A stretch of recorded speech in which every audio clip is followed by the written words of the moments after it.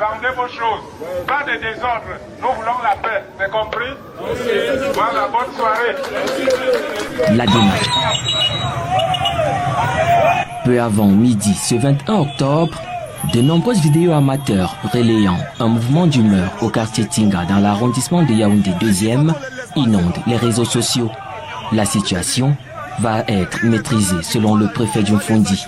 La tentative de ce matin dans ce coin de Yaoundé a rapidement maîtrisé. Et là, le message, c'est que les ordres peuvent être actifs, mais la sanction individuelle. La réponse des autorités administratives ne se fait pas attendre. Dans l'après-midi, le préfet Djumfondi et le sous-préfet de l'arrondissement de Yaoundé 1er arpentent les rues de la ville aux 7 collines sous l'encadrement des forces de maintien de l'ordre, au plus près des populations à l'avenue Kennedy et au marché central en mendiant de la paix. Bonsoir les gars. Vendez vos choses.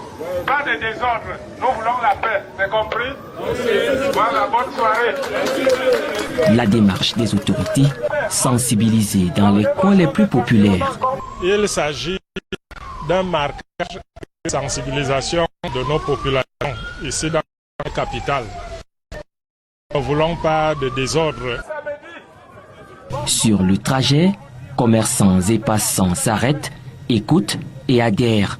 Le message de l'autorité administrative atteint sa cible. 5 sur 5. Nous allons continuer à sensibiliser nos frères, nos amis, nos camarades de rester tranquilles et de se retenir. C'est un mauvais vent, mais ça va passer. Non, sans la peine, nous pouvons rien faire. Déjà que nous nous battons déjà, nous sommes déjà des battants. Nous ne voulons encore pas tomber plus bas que poussière. Donc nous préférons vraiment aller dans la sensibilité et dans la paix tranquille. Selon des informations glanées à bonne source, les meneurs et quelques manifestants ont été interpellés. Ils sont actuellement en exploitation par les forces de maintien de l'ordre. Salut, la vie est quand même faite de telle sorte que les bénédictions viennent toujours sous forme de problèmes. Et chacun d'entre nous a quand même l'occasion de rejeter avant de s'en rendre compte que d'autres personnes transforment ça en or. 2018-2025, l'histoire s'écrit. Il y a le DP, directeur de publication, qui s'inquiète sur l'approche dont le candidat Biya a présenté sa candidature et comment il compte diriger les Camerounais. Déjà, il est passé par le cynisme et maintenant, il a déployé les hommes en tenue sur le terrain pour pouvoir intimider le peuple. Écoutez ce que Georges Alain Boyomo dit.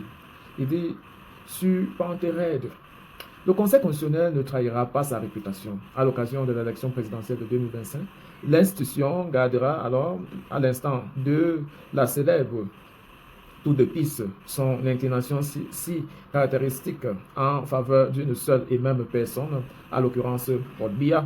Donc les membres amovibles sont loin du décret. Grande gueule, repentir d'un système qui sait au moindre coup de chaud se recourir automatiquement dans son bain de bave, tel un escargot. Issa Tchoma Bakary a choisi de ne pas se soumettre à l'impérium des sages, convaincu qu'il agirait d'une caution à sa victoire volée.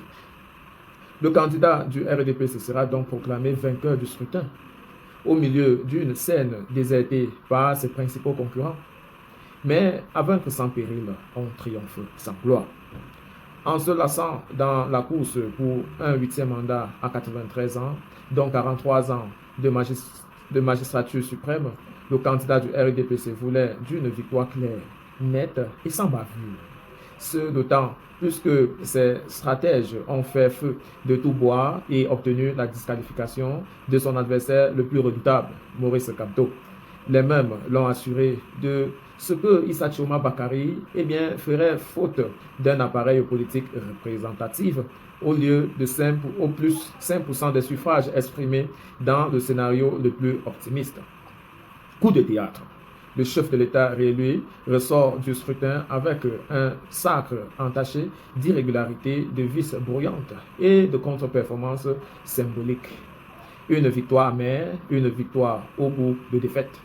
L'autopsie méticuleuse de cet extraordinaire retournement de situation relèvera certainement une cécité stratégique du pouvoir et pourtant un déni morbide de la réalité. Pourtant frappante, la désespérance et le sursaut d'un peuple prêt à s'accrocher même à un bon diable pour se donner une nouvelle trajectoire.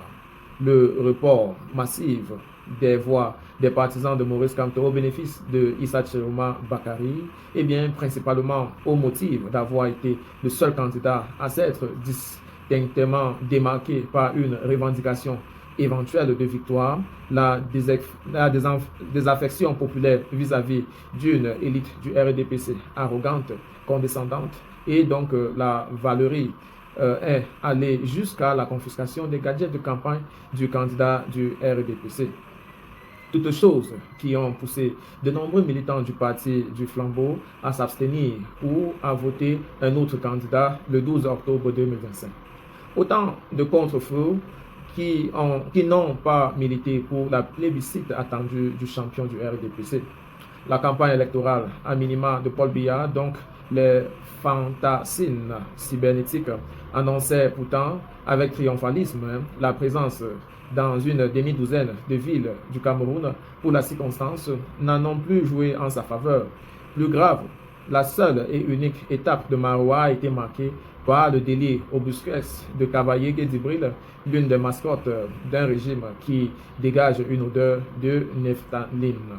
Paul Biya est donc réduit à passer par une souricière pour s'adjuger ce nouveau mandat et à déployer l'armée dans la rue pour faire avaler la pilule. La tectonique de cette victoire à la Pitos lui impose une purge de son système et des réformes robustes à un rythme soutenu. Peu porté vers des mouvements diligents et de grande amplitude, Paul Biya n'a pourtant plus le temps pour allier. Dans la course contre la montre qu'il va engager dès sa prestation prochaine de serment, il ne sera pas difficile d'un cycliste sur une pente raide. Il faudra donc pédaler et réenchanter. Au-delà du verdict programmé du Conseil constitutionnel, il est désormais question de gagner les cœurs et, partant là, la paix. Voilà ce que Jean Boyomo dit, Georges Alain Boyomo dit. Et là, on comprend que lui, il est un peu pessimiste sur la capacité du peuple à aller jusqu'aux victoires suprêmes. Pour lui, il sait d'office que Paul Biya va être presté en novembre prochain et qui va conduire son 8e mandat, et il lui donne déjà quelques consignes sur comment conduire ce 8e mandat-là. Du côté de Maroua, le son de cloche qui nous vient de ce côté-là est plutôt différent. On voit là les manifestants.